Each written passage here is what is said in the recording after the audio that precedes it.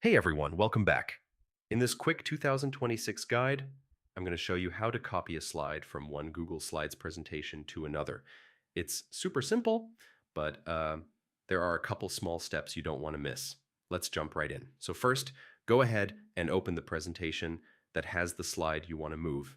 Just click on it and wait for it to load up. Yeah, nothing fancy here. Next, look at the slide thumbnails on the left side. Click once on the slide you want to copy. If you want to copy more than one, hold down the Control key or Command on a Mac and click the extra slides. Now let's copy it. You can right-click the slide and choose Copy, or you can just press Control C, Command C on a Mac. Either way works. So yeah, whatever's faster for you.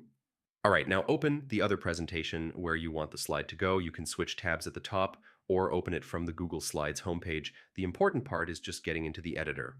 Once you're inside, click on the spot where you want the slide to appear, then right-click and pick Paste or press Control V, Command V on a Mac. The slide should pop in right away. When you paste, Google Slides might ask if you want to keep the original style or match the new presentation theme.